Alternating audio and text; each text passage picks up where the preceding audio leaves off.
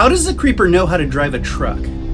How does it have such a good command of the human anatomy or know how to make traps? How does it know how to sew, make weapons, or create art? How does it know? Do you know?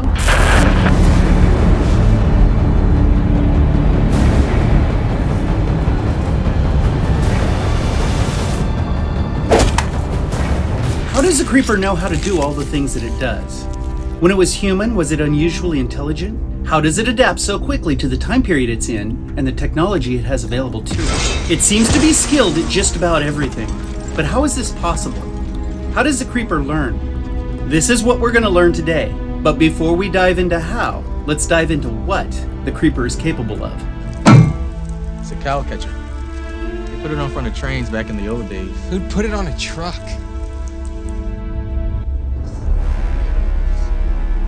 When we leap into the opening scenes of Jeepers Creepers, we don't know what the creeper is. It's nothing more than a truck, a monster in its automotive form. The truck is the face of the villain, and a rolling monster is introduced. It is only after things progress and the movie matures that we find out a monster is driving a monster. But this begs the question, how does the creeper know how to drive a truck? As a matter of fact, this is one of the most cynical questions found on the internet, but it is a valid question, and we're going to answer it. As we progress, we find out the creeper knows how to cut the lights at the cat lady's house. Does it know about sub-panels and how houses are powered? We see it do the same thing at the sheriff's station, and this time the phones go out too. How does it know where and how to disable the phone system? In Jeepers Creepers 2, the team is returning from their basketball tournament when the creeper disables the bus by disabling a tire. How does it know how to make creeper stars and use them with such precision? Before long, the creeper has eliminated the adults from the equation and locked the remaining students on the bus for safekeeping. You might say it has a locking food storage system, sealed for freshness. But we have to ask, how does the creeper know it is advantageous to remove the adults? How does it quickly know how to lock the bus doors from the outside? It seems to have an unusual knack for knowing everything about everything. But how? In Jeepers Creepers 3, we find out the creeper has built multiple traps on its truck to keep itself safe and to help it hunt. This is something that requires specific knowledge in multiple subjects, and it reminds us that it probably built the front bumper on the truck as well. But does the creeper know how to weld? Is a malevolent supervillain really capable of welding? How?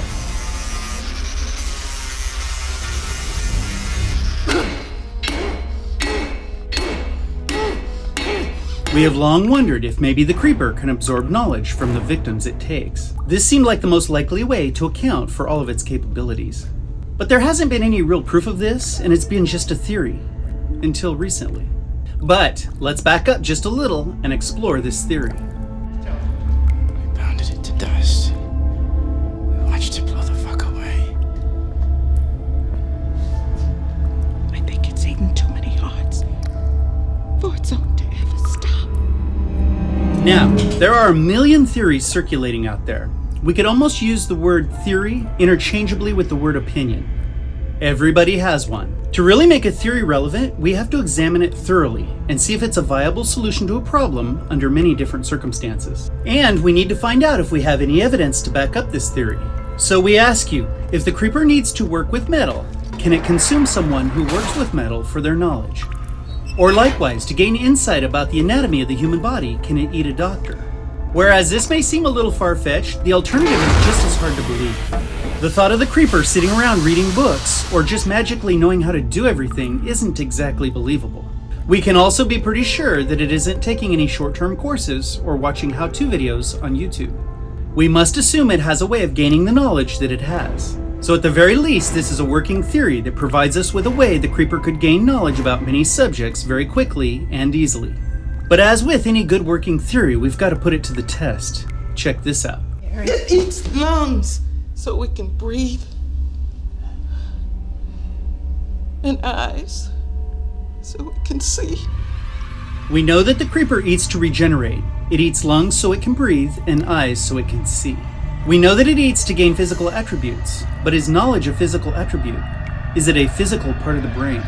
This is a good question, and we can take one definitive statement from it. The creeper eats with the purpose of gaining something that it needs. For the first step, that's enough. You've got something it likes, one of you, and it's not gonna stop chasing you. till it knows which one. We also know it only eats certain people. It can smell in our fear who it wants and what from them it wants to eat. What does this mean? We can take it to mean that only certain people will fulfill the creeper's needs. If this is true, what is it about someone that determines if they're useful to the creeper? Is it as simple as a good set of eyes, or is it possible that the creeper is seeking knowledge with its choices?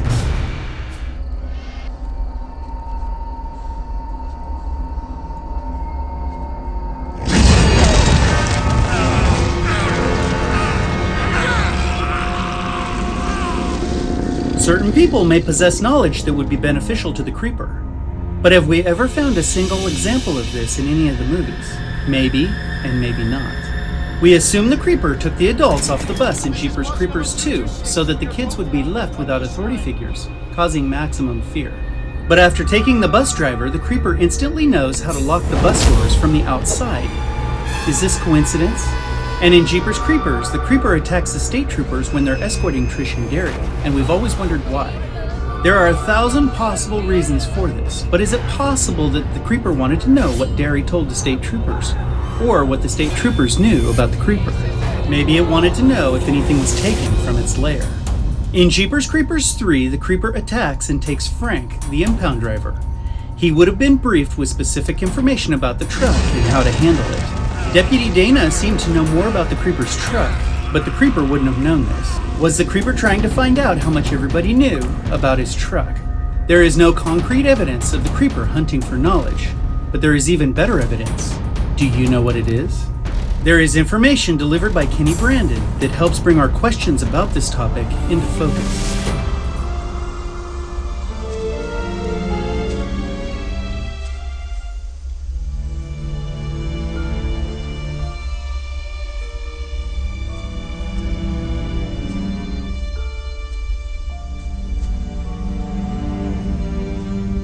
In Jeepers Creepers 3, in the crisp morning air on top of a small hill, Kenny Brandon delivers a goldmine of information. He tells his mother, along with the rest of the world, time's up, it's coming here. It knows what's buried here. It knows what's here, Mom, because I'm a part of it, and it's a part of me. He also tells her it didn't take the hand 23 years earlier because it ran out of time. Now, there is far too much information in these sentences to unpack it all right now, but we can look for what we need. It knows it's here, Mom, because I'm a part of it, and it's a part of me. Now take that all in and think about it for a minute. We must take note of some things. First of all, Kenny is dead. Galen's dead son tells us that the creature knows that its hand that was removed 23 years earlier is buried on the Brandon Ranch. The creeper wasn't there when the hand was buried. We know this because if he was, he would have taken it back. So how could he possibly know? At the very least, this tells us that the creeper is connected to its past victims. It's coming here and you can't be here when it does. How do you know it's coming? I'm a part of it now. How many times do I have to tell you that? It knows what's buried here and it will come and take it back. Kenny tells us in no uncertain terms, it knows it's here, Mom, because I'm a part of it and it's a part of me. But did you hear what he's really saying? Let's recap this to wrap it all up. In 1978, Kenny Brandon witnessed a murder. He saw a large winged creature take a victim. Upon getting out to try and understand what he had just witnessed, he gained a machete and a recently severed creeper's hand. He took the two items home, only one of which had significance. When he touched the hand, he found out it was more than he expected or wanted, and decided to shoot it and bury it. A few days later, the creeper intercepted Kenny and Darla on their way to the prom and killed them both. Upon killing Kenny, Kenny became a part of it, and it became a part of him. And in doing so, the creeper gained knowledge of where its old hand was buried. It knows it's here, Mom, because I'm a part of it, and it's a part of me. If it gained Kenny's knowledge about where the hand was when it killed him, then we can surmise that it gained Kenny's knowledge in general. And if it gained Kenny's knowledge when it killed him, we can assume that it successfully gained the knowledge of everyone that it's killed. Specify, please. Get it? You drink the last water? Last one was mine. When the creeper killed Derry, it knew the last water in their car that day belonged to him. It also knew about Giselle and everything that she told Trish and Derry. When it killed the inmate, it gained an arm and a leg, and also the knowledge of why he was in jail. When it killed Billy, it learned how to drive a tractor. and found out just how much he was loved by his tough, demanding father. When it killed Betty Borman, it learned how to drive a bus and how to jam the doors from the outside. When it killed Tashtego, it learned all about the team of farmers and local shopkeepers that were trying to kill it. And as always, we want to know what you think. Sub up and join this family. We sincerely hope that you enjoyed today's show. Until next time, we'll see you.